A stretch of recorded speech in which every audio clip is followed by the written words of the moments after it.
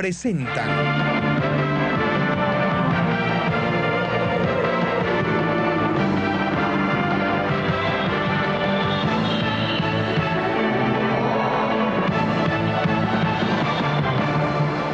Señoras y señores, muy buenas noches y bienvenidos a otra emisión de Grado 33. Buenas noches, María Elena, ¿qué tal? ¿Qué tal, Norberto? Buenas noches, bienvenidos ustedes. Comenzamos ya. La historia de la nueva Constitución impulsada por el presidente se aproxima cada día más a una realidad de hecho que amenaza con concretarse al margen de la voluntad popular. Los expertos sostienen que la actual disyuntiva en los opositores al gobierno, en el sentido de votar o abstenerse, es en realidad intrascendente, por cuanto las reformas ya estarían en plena ejecución desde hace algún tiempo. ¿Para qué sirve y para qué no sirve una Constitución? La Constitución solo tiene propósitos, establece la estructura esencial del Estado, esto es la división de poderes, y para garantizar los derechos de los ciudadanos, al punto que en la Declaración de los Derechos del Hombre y el Ciudadano en 1789 se dice solemnemente que una sociedad en la que no está asegurada la garantía de los derechos ni determinada la separación de poderes carece de Constitución. Los derechos naturales e imprescindibles del hombre son la libertad, la propiedad, la seguridad y la resistencia a la opresión. Estos derechos son tan esenciales que no requieren declaratoria y reconocimiento alguno, porque son anteriores y de alguna manera superiores a cualquier constitución. Una pregunta crucial en esta etapa es si se puede hacer una constitución justamente para negar los principios en los cuales se basa el constitucionalismo moderno. Este es el tema de esta noche, en Grado 33. Muchos venezolanos se están planteando otra vez la disyuntiva de si votar o no en el proyectado referendo de una nueva constitución. A mí me parece que la discusión es completamente estéril y se refiere a un problema falso porque la Constitución ya está en aplicación. Si tú te pones a repasar los puntos más importantes, vas a darte cuenta de que, por ejemplo, en esta nueva atribución que se le da al presidente de la República de tener iniciativa constituyente y constitucional, bueno, pero si eso es exactamente lo que está haciendo ahorita, ya ejerció su iniciativa constituyente. Él dijo que él fue el que hizo la Constitución. Por si fueran pocos los obstáculos y las irregularidades del CNE para que se respete la voluntad de los electores, la nueva Constitución intenta prescindir del voto como instrumento de cambio. El secreto del voto se volvió contra el ciudadano, porque el secreto del voto que antes era para proteger al ciudadano en su elección, digamos, ahora es todo lo contrario. El secreto del voto es para que tú no sepas cómo votó el otro. Y entonces a lo mejor en esa mesa el único que votó como tú crees que votó la mayoría fuiste tú, porque todos los demás votos aparecen a favor, en este caso, de la aprobación de esta Constitución, y tú mismo ni puedes saber ni puedes constatar de ninguna manera si estos resultados que te están dando son verdaderos o falsos. El propio Consejo Nacional Electoral acaba de ratificar que regirá la misma falta de garantías que se aplicó para las elecciones parlamentarias. Es decir, el mismo padrón electoral con casi 3 millones de ciudadanos sin domicilio y sin la certeza de que sean de carne y hueso y sin la posibilidad de abrir todas las cajas. Y ahora, con el agravante de que la plataforma tecnológica de la empresa telefónica que transmitirá la data está en control absoluto del gobierno. Lo que me parece a mí el punto central de toda esta manejo que se hace con encuestas y opinión pública es que están dirigidas a esterilizar prácticamente las elecciones. Las elecciones no sirven para lo que deberían servir, que para resolver controversias políticas. Y van perdiendo significado, al punto de que en la nueva Constitución dice que la soberanía no reside en el pueblo, es decir, el pueblo es el depositario, un simple depositario, pero además que no se expresa a través del sufragio, ni a través de elección alguna, lo dice expresamente la nueva Constitución, de manera de que ya allí se está como recogiendo el propósito de que las elecciones dejen de tener sentido, como en efecto han dejado de tener sentido, puesto que lo que hay es, por un lado, un manejo de la opinión pública y por el otro lado, un manejo de los procedimientos electorales que se convirtieron en una caja negra que nadie puede saber realmente cuál es el resultado. Investigadores universitarios afirman que el presidente cada día está más aislado del pueblo y que se trata de disfrazar la falta de respaldo popular. El apoyo popular espontáneo que el presidente tuvo desapareció, ya no existe. De acuerdo a la apreciación del profesor Baldomero Vázquez, se trata de impulsar una imagen mediática de apoyo al presidente, pero que en realidad congrega a muy pocos partidarios. ¿En dónde está el presidente? Con el pueblo. En el Teresa Carreño, donde son 2.405 personas. Por supuesto, hace una cadena y durante 4, 5 o 6 horas uno está viendo lo que él está diciéndole, pero a un grupo de militantes. Esa es una reunión interna del MBR, realmente, porque el otro no existe. Y cuando va al poliedro y dice que el pueblo está en el poliedro, lo que hay son 11.500 personas en el poliedro. En la avenida Bolívar, que mide 1,4 kilómetros, 1.400 metros, que tiene 6 canales para la circulación de los carros, no llega cada canal a 3 metros, no tiene 30 metros de ancho y a un promedio de 3 personas por metro cuadrado. Lo máximo que pudiera haber en la avenida Bolívar son 126.000 personas. La avenida Bolívar, sitio preferido para las concentraciones presidenciales, no tiene secretos para quienes calibran la concurrencia. El presidente en su último meeting que realizó en la avenida Bolívar no llegó a 1/3 de la avenida Bolívar, o sea que no llegó a 30.000 personas, contando con que muchas vienen del interior. Entonces, el apoyo hacia el presidente de la República no existe.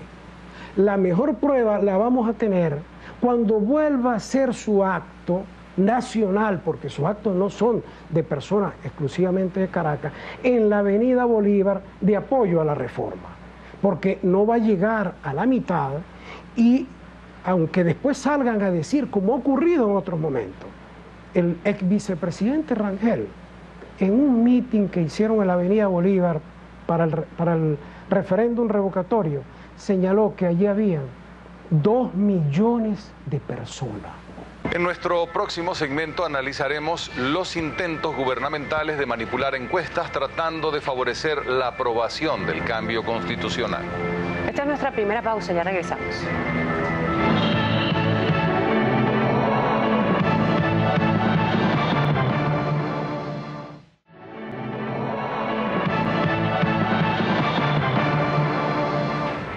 Hay denuncias serias y bien fundamentadas sobre la utilización de encuestas fraguadas por algunos voceros del gobierno que intentan crear una matriz de opinión favorable al referendo y que desmotive a la oposición. El año pasado, para las elecciones presidenciales, en un programa similar a este, nosotros denunciamos que la encuestadora Sotheby International, que fue la firma con la cual arrancó la campaña electoral, el régimen, el gobierno de Chávez, con esta propaganda, nosotros señalamos que esta encuesta era falsa. Recientes investigaciones demuestran los estrechos nexos entre el gobierno de Irán y la encuestadora Sotheby, la misma que el gobierno está intentando utilizar para justificar un futuro triunfo a favor del presidente. Los intereses en juego, además de la manifiesta amistad de los presidentes de Venezuela e Irán, ascienden a más de 20.000 millones de dólares. Recientemente acaba de ser publicada esta encuesta de Sotheby para Press TV, que ha causado un revuelo en los Estados Unidos porque Press TV es el canal en inglés que diseñó el gobierno de Irán para competir con CNN en inglés y otras empresas. Es como una especie de Telesur mundial en inglés. Eso es Press TV, un canal del gobierno de Irán, que se le cuestiona cómo es posible que una encuesta y una encuestadora contratada por el gobierno iraní sea la que produzca esta información, en donde una de las más importantes es que el presidente Bush estaba al tanto del atentado del 11 de septiembre y no hizo nada por evitarlo. La encuestadora Zogby, que hizo su aparición pública en Venezuela en las elecciones del año 2004, ha presentado claras contradicciones en sus estudios de opinión. Así como ha ocurrido con Zogby, ha ocurrido con otras imperios, con North American Opinion Research y con que demostramos que era una encuestadora fantasma y que la usaron todos los, como vocero de ella fueron todo el liderazgo del país chavista, desde el presidente Jesse Chacón, el actual vicepresidente cuando era el presidente del CNE, y Marciano, entre otros. Y la otra encuestadora fue Evans McDonald. Lo importante de haber hecho estos descubrimientos y poderlos exponer ante los venezolanos es que se ha develado toda esta estrategia de manipulación de la opinión pública venezolana, de verdad desprecio hacia la voluntad popular para tratar de torcerla, de adulterarla, de modificarla, pero de una manera que es ilegítima. El gobierno y sus voceros también han echado mano de los estudios de opinión de otra firma encuestadora que no disimula sus preferencias. Recientemente, IBAD publicó en julio una encuesta donde señalaba que el 64,3% de los venezolanos rechazaba la reforma.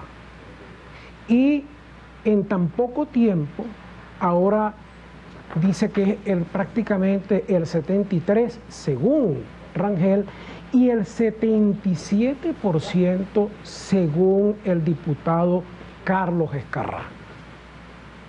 Por supuesto que estas encuestas no tienen ninguna validez tampoco. Hora de hacer otra pausa. Ya veremos.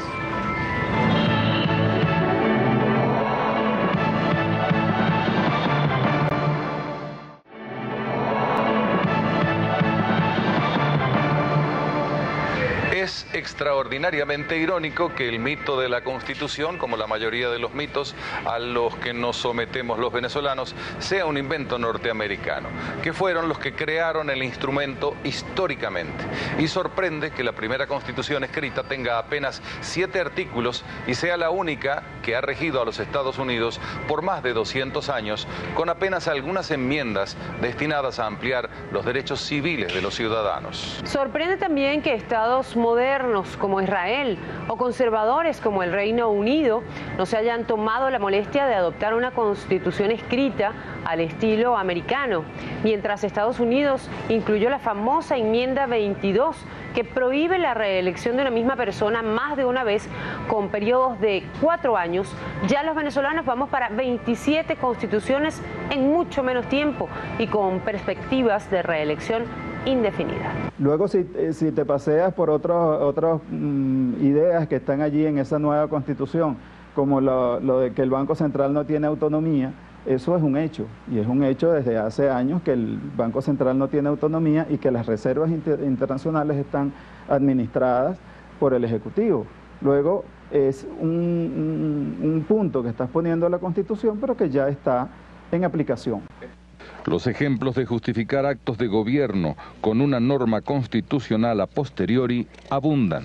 Yo te puedo dar muchos más ejemplos de cómo en la práctica, en la realidad, la Constitución ya está en aplicación, como en el tema de las reservas, el problema de las Fuerzas Armadas que son bolivarianas y hasta tienen ese eslogan que dice socialismo o muerte. Y nos podríamos extender por allí para que veas que todos los puntos que están en la Constitución nueva ya están en aplicación. Pero claro, uno podría preguntarse, bueno, pero ¿y entonces para qué es el referéndum? ¿Qué sentido tiene hacer un referéndum aprobatorio de una Constitución que ya la estás aplicando? El sentido, el único que puede tener, es de darle legitimidad a lo que ya se hizo. Es una legitimidad ex post, es decir, que tú vas a aprobar una constitución de facto, una constitución que ya está en vigencia, que ya está en aplicación, y que después a ti te preguntan si tú la apruebas o no. Pero la verdad es que da lo mismo que la apruebes o no, porque ya las instituciones esenciales del Estado han dicho que esto no es una propuesta, como dijo el ministro de la Defensa, sino que esto es una orden. Y bueno, y ahora tú, ciudadano, le vas a ir a decir al ministro de la Defensa, no, mire, yo no quiero que eso sea así, o mi voluntad es diferente. Bueno, el que quedas afuera eres tú. Los ejemplos continúan en las esferas más neurálgicas del país. El tema de la propiedad privada, por ejemplo, es otro tema que está allí puesto en la Constitución y que a todo el mundo le consta que ya es otro aspecto de la Constitución nueva que se está aplicando. Allí se habla de que se pueden hacer ocupaciones previas. Es decir, primero tomas el bien y luego vamos a discutirlo en un tribunal o donde sea. Eso es exactamente lo que se ha hecho. En el caso, por ejemplo, de Radio Caracas, que es tan notorio y que todo el mundo pudo ver cómo no solamente se cerró la emisora, se le quitó la señal y se le dio a un ente del Estado, sino que además se le confiscaron los equipos y se ocuparon directamente. Eso se puede decir que ya es una aplicación de esta disposición constitucional que dice que el Estado podrá ocupar los bienes privados, cualesquiera que sean, previo a cualquier procedimiento. Es decir, primero lo tomas y después haces el procedimiento. Un tema potencialmente explosivo es el de la educación. Nosotros vimos ya cómo hay toda una pauta que se está llevando adelante en materia educativa y que es un hecho.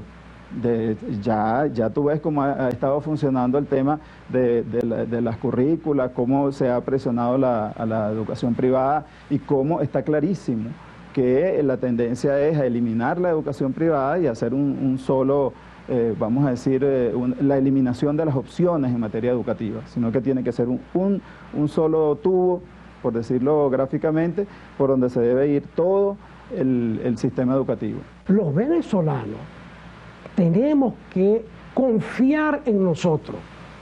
Yo lo que le pido es que confíen en su percepción, en que sepan de verdad que el presidente Chávez no cuenta con el apoyo popular y que nosotros tenemos que materializar en esta posible última oportunidad en la que podamos votar. Tenemos que aprovecharla para demostrar que ese apoyo no existe y que continúa siendo verdad lo que dijo Zogby en el año 2004, que más del 90% de los venezolanos no queremos un régimen comunista o castrocomunista similar al impuesto a Cuba aquí en nuestro país. Al regreso, analizaremos la irrelevancia de mantener o no el artículo 350 de la Constitución actual que otorga a los ciudadanos el derecho a rebelarse ante la opresión. Pausa comercial, ya regresamos.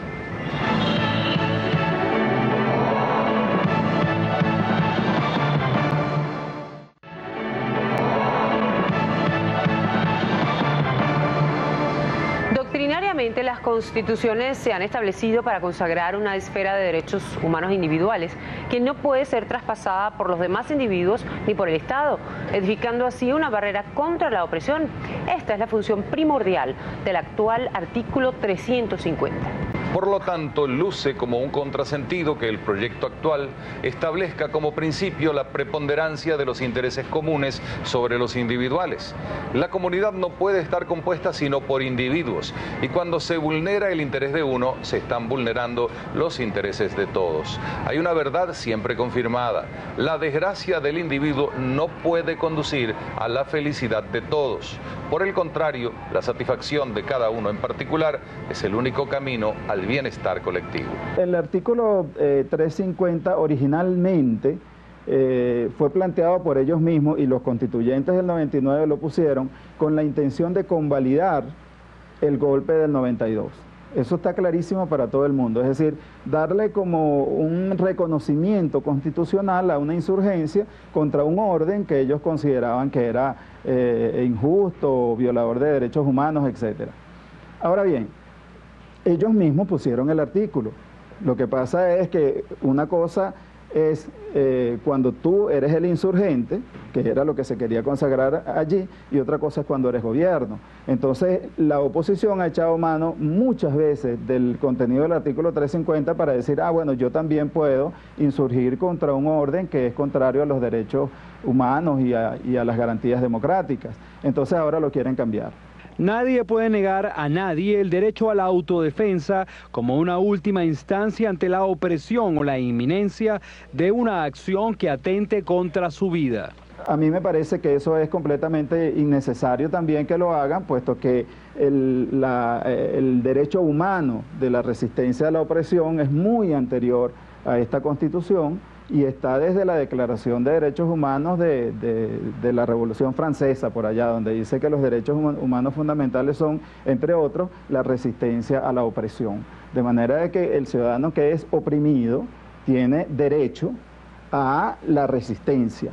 Y esa resistencia no es delito porque es un derecho humano fundamental. En la nueva Constitución el voto será prácticamente irrelevante. El punto central, a mi modo de ver, es la desvalorización del voto. El voto es tan irrelevante que ya la misma Constitución dice que la voluntad popular no se expresa a través del voto, ni a través de elección alguna. Es decir, la misma Constitución nueva te está diciendo que las elecciones no expresan la voluntad popular. Y cuando te lo están diciendo es porque ya es un hecho. Estamos ante hechos cumplidos. Eso es así.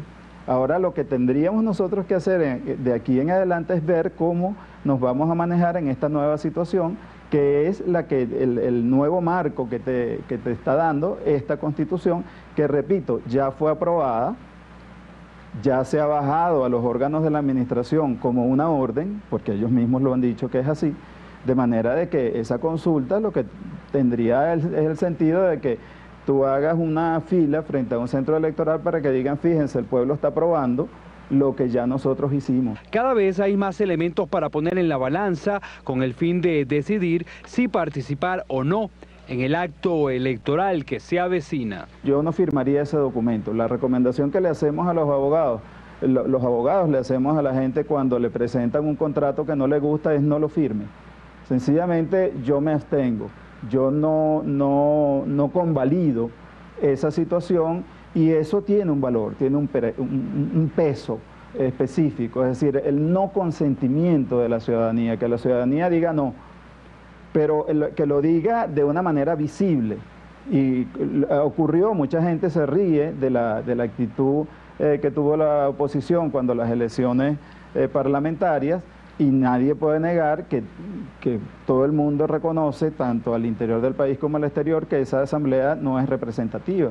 No es representativa porque no tiene los distintos factores, los distintos sectores que se mueven en el país, sino que es unicolor, y nadie hasta ahora ha dicho que este país sea unicolor, lo cual significa que esa asamblea no es representativa, y por eso es que ellos se abren a la calle e inventaron esa cosa que llaman parlamentarismo de calle, que no existe en la Constitución, ni en ninguna ley. Punto. Hasta la próxima. Gracias por su atención.